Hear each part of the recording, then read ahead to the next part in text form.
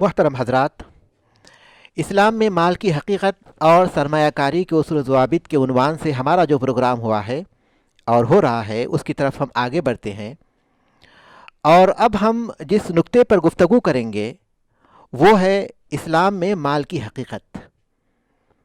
مال کے سلسلے میں اسلام میں ہمیں کیا ہدایات دی گئی ہیں اور مال اسلام میں کسے کہتے ہیں، اس پر ہم غور کریں گے۔ انشاءاللہ مولانا مصلح الدین صاحب اس پر سب سے پہلے روشنی ڈالیں گے۔ ہاں، یہ بہت ضروری ہے مال کا تصور واضح ہو ہمارے پاس کہ اسلام مال کے تعلق سے کیا تصور ہم کو دیتا ہے۔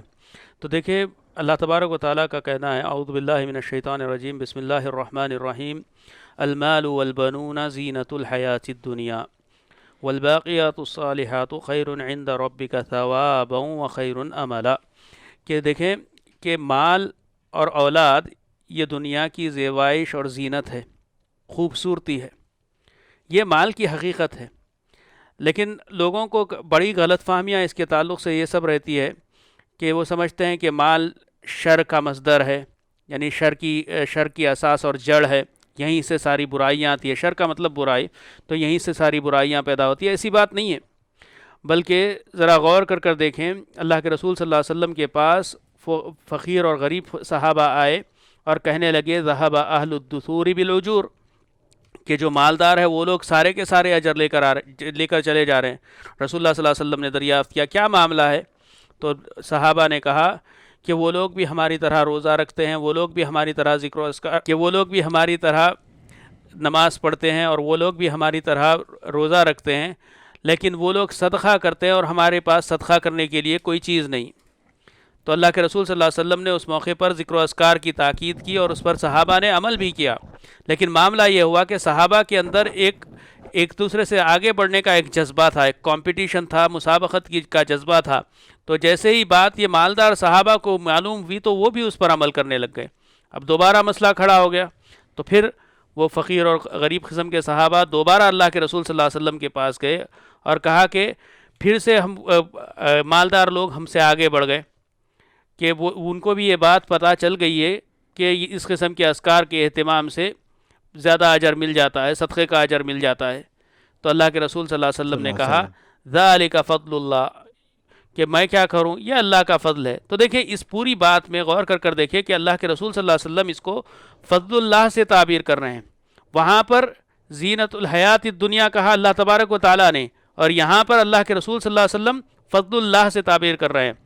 تو یقیناً مال فی الحقیقت بڑی اچھی چیز ہے، لیکن یہ دنیا چونکہ آزمائش کا گھر ہے، اسی لیے اللہ تبارک و تعالیٰ نے کہا کہ تمہارے مال اور دولت میں تمہاری آزمائش کا ذریعہ ہے۔ فتنہ کا لفظ استعمال کیا گیا آیت میں، تو وہاں پر دیکھیے انما اموالکم واولادکم فتنہ، کہ یہ تمہارے لیے ایک فتنہ اور آزمائش کا ذریعہ ہے۔ واللہ عندہ اجر عظیم، اور اللہ کے پاس بڑا اجر ہے۔ تو معلوم ہوا یہ آزمائش ہے، لیکن اگر اس کو صحیح طریقے سے استعمال کر لیں تو اس میں بہت بڑا اجر ہے۔ تو مال کی حقیقت یہی ہے، مال کی حقیقت یہی ہے کہ یہ آخرت کو کامیاب بنانے کا ایک ذریعہ ہے، لیکن اس کا غلط استعمال اسی طریقے سے آخرت مکمل طور پر برباد کرنے کا بھی ذریعہ بن جا سکتا ہے۔ تو یہ ایک فتنہ اور آزمائش کی چیز ہے، اللہ تعالی عالم۔ جی شیخ۔ جی بالکل، مال کی حقیقت کے سلسلے میں جو باتیں آپ نے بیان کی یہ بنیادی اہمیت رکھتی ہیں، اور اس سلسلے میں یہ بات بھی ہم وضاحت کرنا چاہیں گے کہ مال کے ساتھ ہی کرنسی کا جو تصور آتا ہے، لیکن مال کا صرف اسی سے تعلق نہیں ہوتا، بلکہ مال کا تصور بہت وسیع ہے۔ ہر وہ چیز جو نفع بخش ہے اور انسان کو اس سے فائدہ ہوتا ہے اور وہ اس کی حفاظت کرتا ہے، اس کا شمار مال میں ہوتا ہے۔ سونا چاندی، مویشی یعنی جانور، اونٹ، گائے، بھیڑ بکری، اور اسی طرح مکانات، زمین، جائیداد، کمپنیاں، کارخانے، یہ ساری چیزیں مال میں آتے ہیں۔ اور جب ہم مال کہتے ہیں تو حقیقت میں یہ سب چیزیں مراد ہوتی ہیں۔ مال کے سلسلے میں ہمیں جو بنیادی اور اہم بات یاد رکھنی چاہیے کہ جو مال ہمارے پاس ہے یہ عارضی طور پر ہے، اللہ تعالیٰ نے ہمیں اس کا مالک بنایا ہے۔ सूरत नूर में अल्लाह तबारक व तआला ने फरमाया व आतूहुम मिन मालिल्लाहि लज़ी आताकुम, उनको तुम अल्लाह के उस माल में से जो उसने तुम्हें दिया है।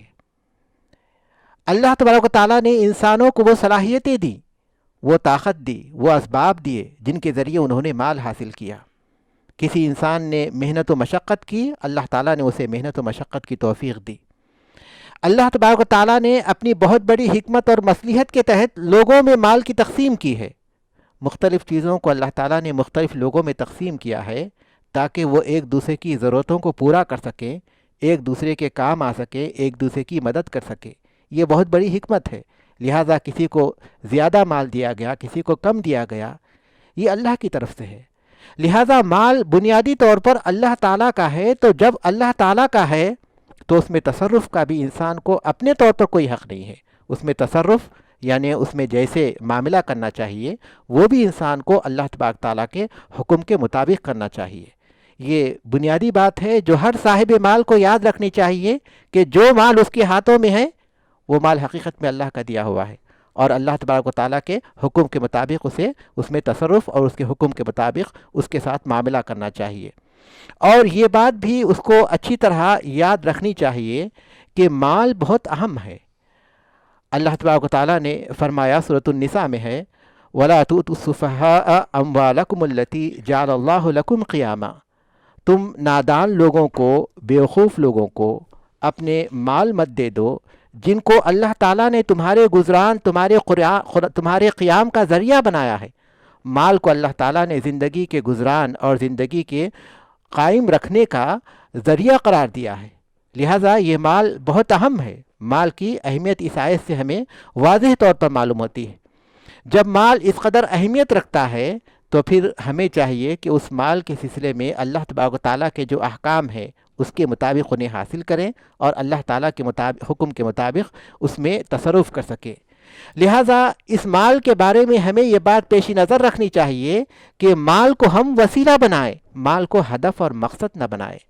जब कोई इंसान माल को हदफ बना लेता है, उसको जमा करना अपना मकसद बना लेता है, तो फिर वो हर तरह के ज़राए इख्तियार करता है, अल्लाह के अहकाम का ख्याल नहीं रखता। जब वसीला बनाता है तो उसके ज़रिए बहुत से ज़रूरतें उसकी पूरी होती हैं। माल यकीनन एक ऐसी चीज़ है जिसके ज़रिए इंसान के बहुत से मकासद पूरे होते हैं। निअमल मालुस्सालिह लिलमर्इस सालिह, मुस्नद अहमद की हदीस है। शेख अलबानी ने इसे सही करार दिया कि अच्छा माल, अच्छे ज़राए से हासिल किया हुआ माल एक अच्छे और नेक बंदे के लिए बहुत मुफीद है, क्योंकि माल के ज़रिए अगर आदमी तक़वा और परहेज़गारी का ख्याल रखा जाए तो नेकियों के उसके पास इतने मौक़े होते हैं जो गरीब लोगों के पास नहीं होते। माल के ज़रिए वो गरीबों की मदद कर सकते हैं, माल के ज़रिए वो हस्पताल तामीर कर सकते हैं, माल के ज़रिए मसाजिद तामीर कर सकते हैं, माल के ज़रिए अल्लाह तबारक ताला की दावत का काम कर सकते हैं। बहुत से काम है जो माल के ज़रिए इंसान अंजाम दे सकता है। लिहाजा इस्लाम माल की अहमियत को वाज़ेह करता है और उसके साथ साथ माल के सिलसिले में इस बात को पेश नज़र रखने का हुक्म देता है कि उसके सिलसिले में वो अल्लाह तबारक ताला के अहकामात को पेश नज़र रखें। जज़ाकल्लाह खैर। इसमें एक और बात भी बहुत अहम है। देखिए जी अल्हम्दुलिल्लाह आप अपनी बातों में दो अहम बातों की तरफ इशारा किए। एक तो ये कि माल के लफ्ज़ से जो फ़ौरन जहन में करेंसी का तसव्वुर आता है वो बहुत महदूद तसव्वुर है, जबकि ख़ुद इक़्तिसादी लिहाज से भी, मुआशी लिहाज से भी जो माहिर मुआशियात है और इक़्तिसादियात है वो लोग भी यही कहते हैं कि करेंसी माल मुकम्मल नहीं है बल्कि माल का हिस्सा ही नहीं है एक मानों में। इसलिए कि करेंसी वो चीज़ है जिसको लोग अपने आम तौर पर किसी चीज़ के लेन देन का पैमाना बना लेते हैं, उसकी कीमत जानने के लिए पैमाना बना लेते हैं, उसकी कीमत के हिफाजत का ज़रिया बना लेते हैं, इसको करेंसी कहते हैं। तो करेंसी बहुत महदूद तस्वुर है। जब मैं करेंसी का लफ्ज़ दोहरा रहा हूँ इसका मतलब यही है जो बैंक के नोट्स होते हैं या फिर पैसे की शक्ल में, रुपये की शक्ल में, दिरहम की शक्ल में, दीनार की शक्ल में, यूएस डॉलर की शक्ल में, यूके पाउंड की शक्ल में जो चीज़ें होते हैं इसको करेंसी कहते हैं। तो ये सब चीज़ें माल का एक हिस्सा बन सकती हैं, लेकिन अगर बिल्कुल गहराई से इसका जायज़ा लिया जाए तो यह दर हकीकत माल का हिस्सा नहीं है बल्कि माल को हासिल करने का एक ज़रिया है। इसके बाद ये एक बात रही। और दूसरी चीज़ आप जो बता रहे थे वो भी बहुत अहम है कि माल की अहमियत सिर्फ़ और सिर्फ दुनिया बनाने के लिए नहीं है। بلکہ دین بنانے کے لیے بھی ہے۔ ذرا تصور کر کے دیکھیے، اللہ تبارک و تعالیٰ نے بار بار حکم دیا اقیموا الصلاۃ، تو نماز کو قائم کرو۔ نماز پڑھنا نہیں ہے، نماز کو قائم کرنا ہے۔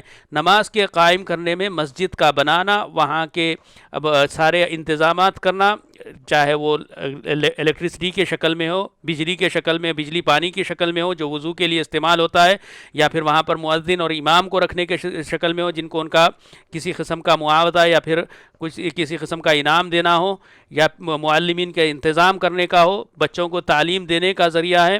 ہر چیز میں آپ مال کو، یعنی جتنی بھی عبادتیں ہیں، چاہے نماز ہو جائے، لوگوں کو افطار کرانا ہو روزے کا، وہاں پر پھر آپ کو مال کی ضرورت ہے، لوگوں کو پھر حج کرنا ہو تو پھر مال کی ضرورت ہے، زکوٰۃ نکالنا ہے، زکوٰۃ تو مالی عبادت ہی ہے، اور اس کے ساتھ ساتھ جہاد اور دعوت میں بھی مال کی ضرورت ہوتی ہے۔ تو مال سے انسان کو رزقگاری نہیں ہے، نہ ہی دنیا میں نہ ہی دین میں۔ تو یہ جو تصور ہے کہ مال صرف اور صرف دنیا کمانے کا ذریعہ ہے، یہ بہت محدود تصور ہے، بلکہ لادینی تصور ہے، اسلام سے ٹکرانے والا تصور ہے۔ اور اسلام، جیسا کہ میں پہلے بتایا تھا کہ مال کو دنیا اور آخرت بنانے کا ذریعہ ہے، تو اس کو تبھی وہ آخرت بنائے گا اور دنیا بنائے گا جب اس کو شرعی تعلیمات کے لحاظ سے استعمال کیا جائے۔ یہی بات مولانا بھی بتانا چاہ رہے تھے، جزاکم اللہ خیرہ۔ بارک اللہ فیکم، جزاکم اللہ خیر۔ یقیناً یہ بات ہمارے سامنے بہت کھل کر آ گئی، اور یہ بات بھی اگر ہم اضافہ کر لیں تو بہت مناسب ہوگا کہ مال کے سلسلے میں لوگوں کے تصورات مختلف ہیں۔ ایک تو مادیت پرست ہیں جو کہ مال ہی کو سب کچھ سمجھتے ہیں، اور اسلام اس کا سختی سے انکار کرتا ہے۔ اور دوسرے وہ لوگ ہیں جو صوفیت کی طرف مائل ہوتے ہیں، یا صوفیت کی جو بگڑی ہوئی شکل ہے اس پر چلتے ہیں، وہ مال کی مذمت کرتے ہیں، مال کو ناپسند کرتے ہیں۔ اسلام اس کی بھی مخالفت کرتا ہے۔ اسلام دین فطرت ہے، اور وہ اعتدال کا حکم دیتا ہے۔ نہ تو مال سب کچھ ہے اور نہ مال ناپسندیدہ ہے، بلکہ وہ اس کے درمیان میں ہے۔ مال ایک وسیلہ ہے، وہ اس وسیلے کو اختیار کیا جائے تو انسانی زندگی کی ضرورتیں بھی پوری ہوں گی، اور اسی طرح آخرت کے جو مختلف امور ہیں ان امور کے سلسلے میں انسان بہت کچھ اللہ تعالیٰ کے دین کی اور اللہ تعالیٰ کے بندوں کی خدمت کر سکتا ہے۔